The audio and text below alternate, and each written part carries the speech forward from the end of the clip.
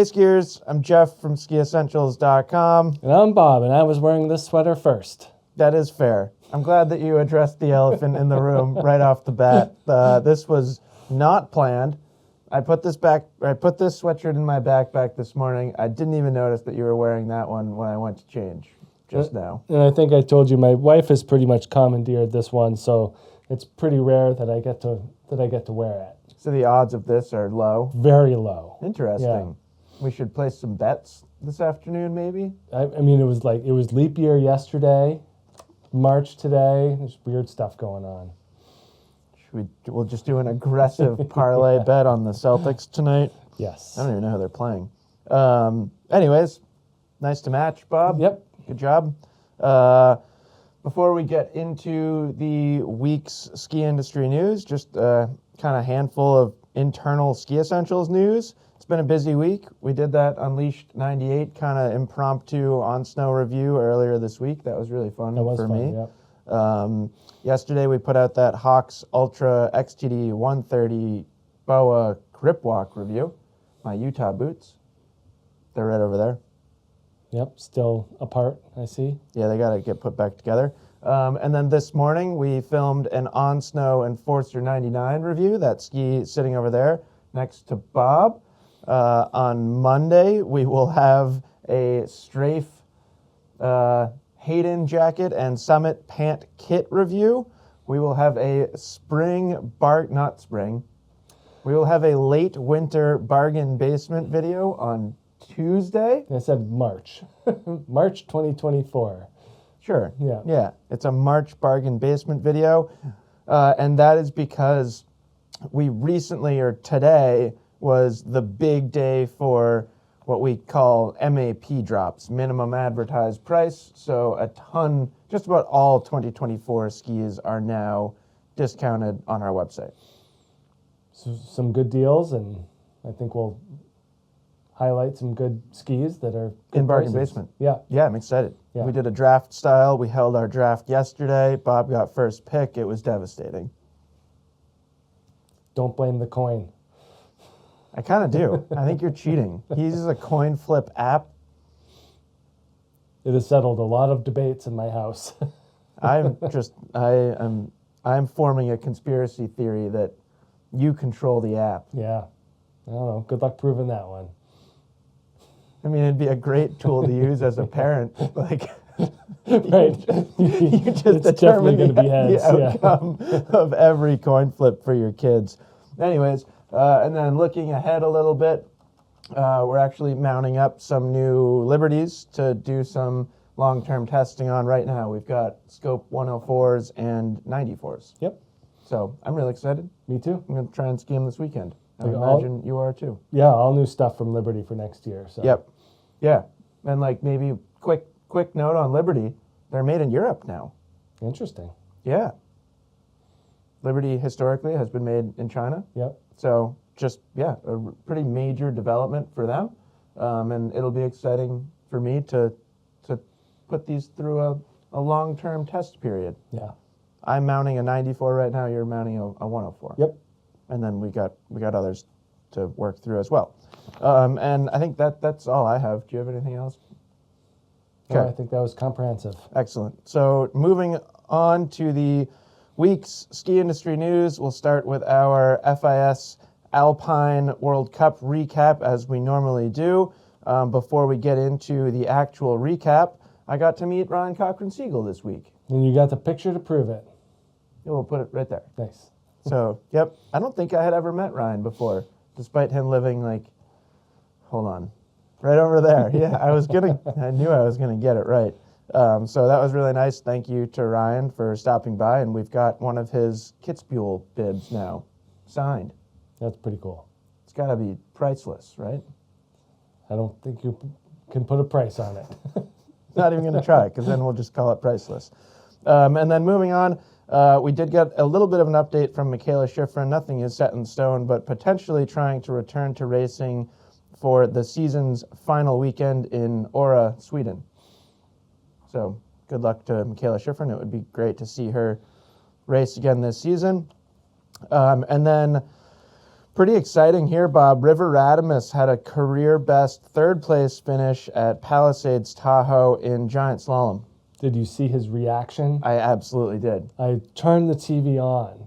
Right as that happened? Right as it happened. And I'm like, well, this guy's fired up. He was fired up. He was real fired up. It's pretty cool to see. And then in front of like home crowd, kind of like in the United States. Yep. Sweet. And then who's the guy? Marco Odermatt or whoever? Yep. He's won every GS race this year. Yeah, he's really good skiing. It's amazing. Yep. So, well, good for River. But he's got some work to do. Some work to do. Also in that same race, Tommy Ford was 20th and Patrick Kenny was 24th. A day later in slalom, Jeff Seymour picked up a 15th, way to hold it down for the Jeffs. The men are now in Aspen for 2 giant slalom races and a slalom race before they head back to Europe to wrap up the season. That was cool. That's it. I like seeing that reaction. Oh no, yeah, me too. It was a feel good reaction. Yeah. And then Bob, this is just like last week. Have you watched the Freeride World Tour event from Georgia?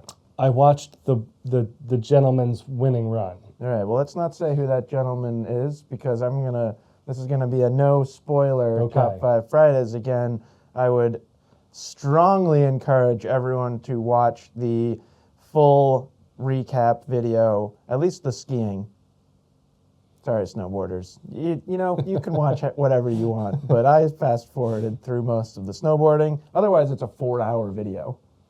Who's got 4 hours in today's day and age? I mean, you golf.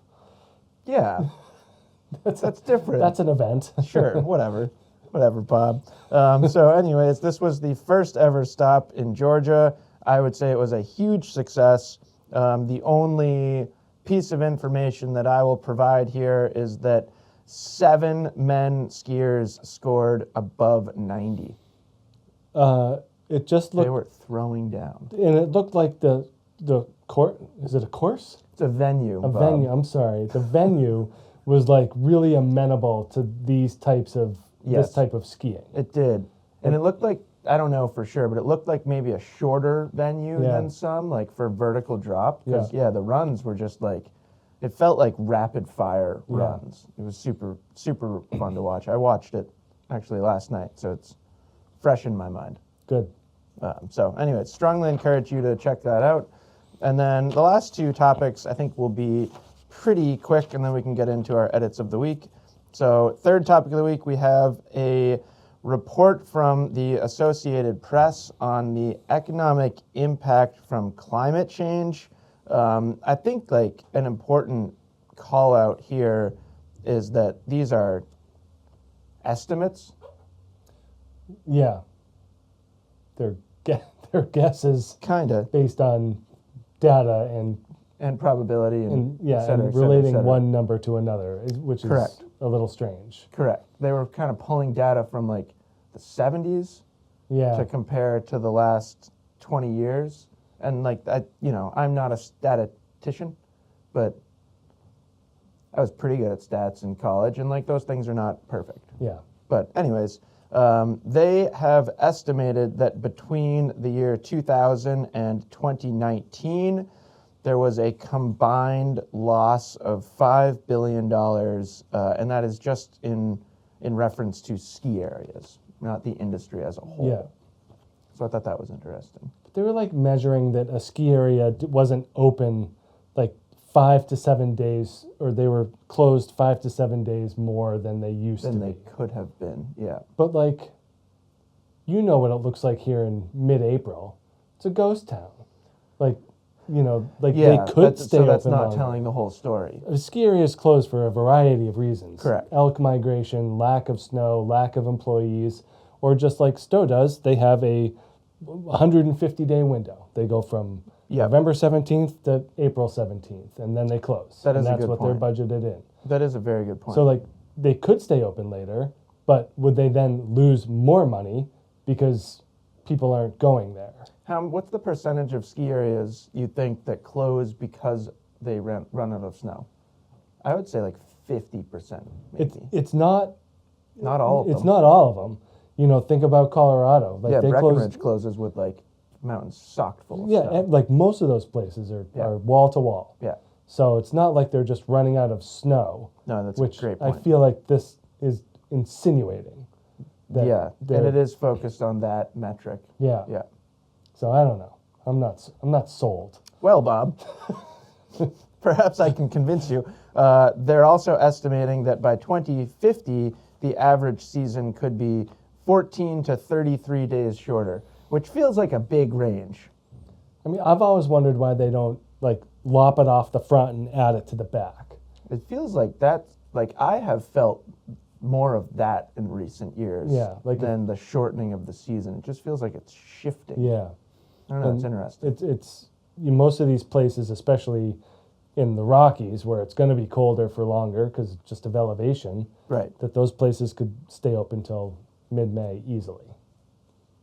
Right. So here it's not all the time. Anyways, it's not perfectly black and white. Yeah. But it is an interesting report, and obviously, like, not great. Right. They're certainly seeing a trend. Yes. Like And the it's hard money to is going like this. And you can't really argue against, like, actual trends. Right. But, Right. yeah, I just felt like we should point out that it's not a perfect assessment. Agreed. Anyways, moving on. This is a nice kind of segue from the Freeride World Tour. If you're sitting there and you're like, well, I didn't really know there was skiing in Georgia. Well, we got you covered. And by that, I mean National Geographic has you covered because they've got a nice article on what skiing in Georgia is like. Bob, you dropped a pin. Yeah, did a little walk around this village. I don't know. I don't see you wrote it down there. I didn't really write down much, did I? No, it's in the article. It starts with a U, little village, and Yep. like very much like rock buildings. And, you know, if you're expecting ski resort style infrastructure, you will not get it. You will be sorely mistaken. Yeah, but But that can be kind of fun and refreshing. yeah. Yeah. And also just like looking for these new areas that are interesting in the ski world. Like obviously if they're holding a Freeride World Tour, there's Totally. some chops to the mountains. And cool terrain. Cool terrain. Whenever you see it, it's pretty cool. You know, in Georgia, kind of sits between south of Russia, north of like Turkey and Azerbaijan and I think Armenia or something like that. So just this crazy horizontal mountain range that goes from like Sochi all the way in. So pretty cool geography. And when you look at it, the mountains are a nice blend of like trees above tree line and then like kind of mountainous pasture. Yep. Kind of what I picture Austria. Alps, Austrian Alps to kind of look like. Yep. So the geography is there for sure. Yeah. There's no infrastructure. So it's all human powered. But if you want like that type of skiing experience, could be a cool place to look. I can't imagine it's easy to get to. That's the other thing. I'm like zooming out of this pin Trying to find an on this airport. video, and I'm like, how do you get to this place? Yeah. So Probably takes a while. I think it takes a while. But anyways, check that out if you're interested in skiing in Georgia. And then finally, we have our edits of the week. So first up is that full recap from the Freeride World Tour in Georgia. So again, strongly encourage you to check that out. It was very entertaining for me. And then we have Xander Hadley's 2023 season edit. An incredible skier. I feel like that name hasn't popped up in a while. I only know from the Corbett's. Sure. Corbett's fame. Sure. But really cool. And then we've got, this is like 40 minutes long, so not quite 4-hour Freeride World Tour recap, but still pretty long. It's a behind-the-scenes look at Jib League. This was put on by Slush. And then kind of piggybacking off that, our fourth edit of the week is Jib League Season 2, Episode 1, which I started watching, and gosh, people are really good at park skiing now. The creativity and then the execution is really impressive. Yeah. For me, part of what's impressive to me is like the acrobatics. Yeah. They're all like gymnasts now. Not necessarily in a bad way. I know like usually when people talk about gymnasts and park skiing, there's like some negative connotation of like, well, he's just a gymnast. Yeah. I didn't know that. Yeah, from like the purists.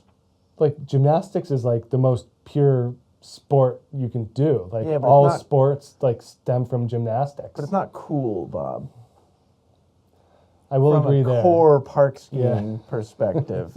But that's like so impressive to me is just watching these guys' air awareness and like how confident they are from start to finish on really like pretty challenging jump tricks. Yeah. It's just so fun for me to watch. I was audibly making reactive noises. I know. I thought someone fell, and you were like, "No, that was a good trick." It was a satisfying trick, yeah. So, anyways, that's it for this week's Top 5 Fridays. Check out all the stuff that we did this week. Keep an eye out for all the stuff that we're going to do next week. Pretty excited to argue about whose picks are better in Bargain Basement. Yours? Yeah. I don't know. I have a cheaper ski on mine. Good for you. Anyways, I hope you all have a great weekend, and we'll talk to you next week. Bye.